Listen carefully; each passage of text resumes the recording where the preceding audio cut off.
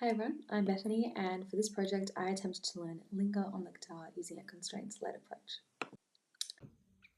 I've always been confident in physical domains, soccer, dance, triathlons, but music has always challenged me. Both my younger brothers are talented musicians, and we even have a music room in our house, so learning guitar became both personal and experimental, a way to test how skill learning theories from sport can translate into a completely new context. Traditional skill acquisition theories, particularly information processing models, describe learning as developing a single correct motor program through repetition and prescriptive feedback. Improvement is seen as linear and predictable. However, Bernstein and Gibson argue that movement is adaptive, shaped by continuous interactions with the environment.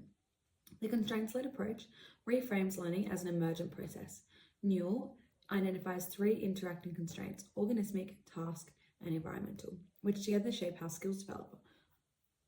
In sport, CLA enhances adaptability. In education, it fosters motivation and creativity. And in rehabilitation, it accelerates functional skill recovery. I wanted to explore whether CLA principles could accelerate my learning as a musical novice. My hypothesis was that following a structured constraints-led approach would lead to measurable improvements in my fluency, accuracy, and timing while learning linger, as well as my self-perceived view of how I was performing. I expected nonlinear progress, plateaus, dips, and surges in my performance as I explored strategies for chord transitions, plucking, and later strumming. I also anticipated that manipulating constraints would accelerate the emergence of functional patterns and more resilient skill acquisition compared to a prescriptive linear method. Here is one of my first training sessions where I started to see what maybe this would look like.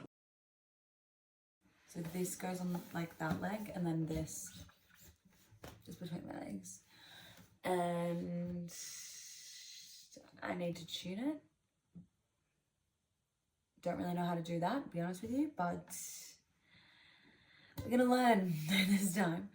But my first thing that I want to work on is like just strumming it generally rather than like to my songs thing. Yep. And I'm just gonna try to figure out what strumming I like, and then when I figure out what I like, then I'll learn my song. I designed a 20-hour program divided into 4 progressive phases to utilize the constraints-led approach. Phase 1 was my fundamentals: posture, grip, tuning, basic strumming, and at this time motivation was low, but I built familiarity. Phase 2 saw 2-hour sessions being introduced, open chords and basic transitions being progressed. Phase 3 saw technical refinement. It shifted from wrist to forearm strumming and started learning the plucked intro pattern of my song. And then phase 4 combined all these steps for a full song integration with timing practice, self-rated performances, and tracking my plucking errors.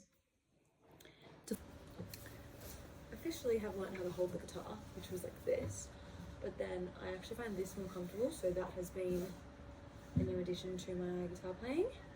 And also, I definitely want to discuss this in a video, probably, but I have chosen not to use pick for my intro because I feel like I don't need it and I like it better without. So here we go. My progress was measured using 3 metrics: self-perceived performance, chord transition time, and plucking errors across 20 hours of practice.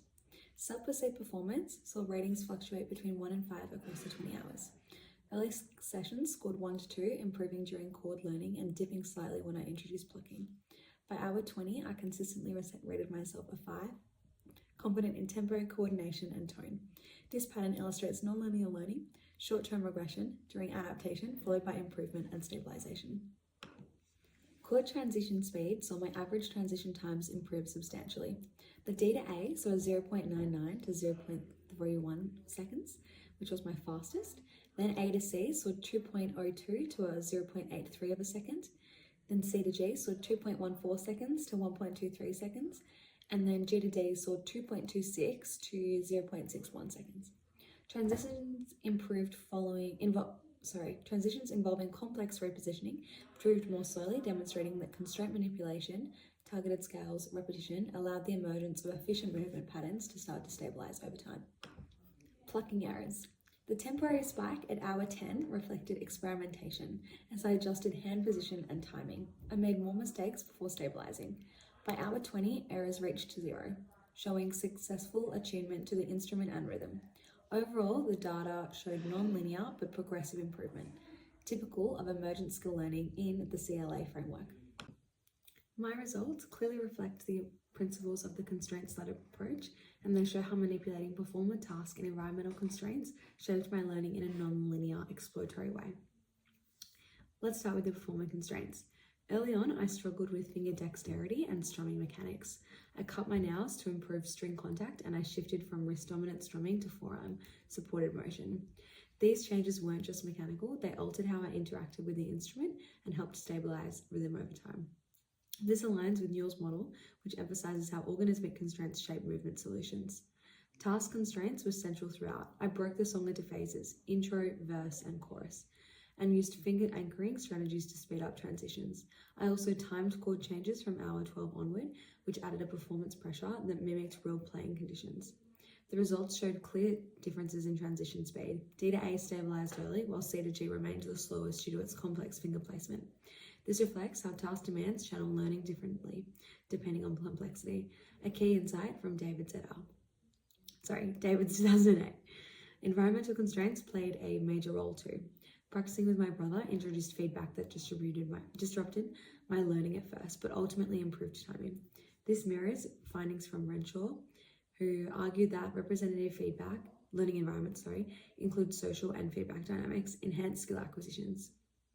My confidence dipped around hour 12 when I first played the song full and received corrections, but this exploration phase led to a surge in performance by hour 20.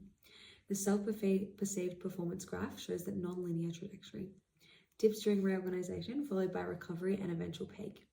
Chow, in 2015, described this as a hallmark of non-linear progress. Learning isn't smooth or predictable, but shaped by variability and adaptation. My experience supports this. I didn't improve steadily, I improved through instability, correction, and then re-stabilization. The chord transition graphs adds objective evidence. All transitions improved, but at different rates. D to A became a stable attractor state, a reliable pattern I could return to even under distraction. C to G, by contrast, remained variable, but showed steady decline in transition time. This balance between exploitation of stable patterns and exploration of a new one is exactly what Coma described in their work on motor behavior. Finally, my third graph, errors in plucking section, shows how mistakes decreased over time. Early sessions were filled with resets and hesitations. By hour 20, I could recover from slips without losing rhythm. This resilience is a key outcome of CLA. Rather than avoiding errors, learners engage with them and adapt them. In summary, my program didn't just use constraints learning approach in theory. It embodied it in its practice. Constraints were deliberately manipulated. Learning was nonlinear, and both subjective and objective measures showed improvement.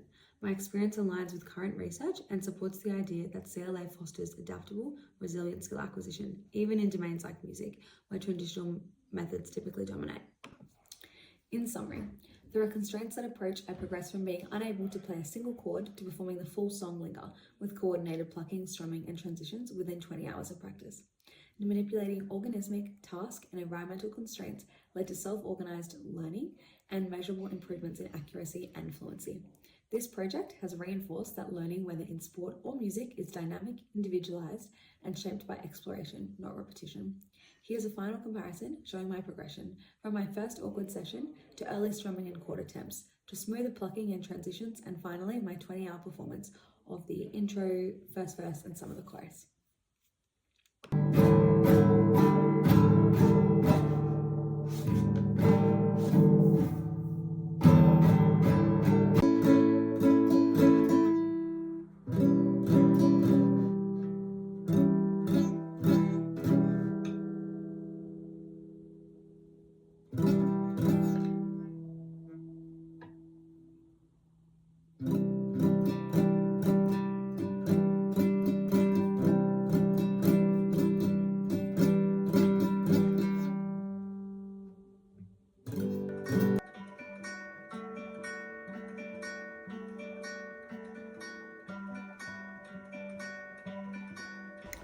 Okay, officially hour 20 of practicing my guitar song, and we are very much into phase 4, which has me doing the strumming fucking chord the whole thing all together. So I'm gonna have a go at that. I'm gonna do the whole thing without stops. Or like there's a little pause for the intro and the chorus, but like I'm gonna just keep going even if I make a mistake.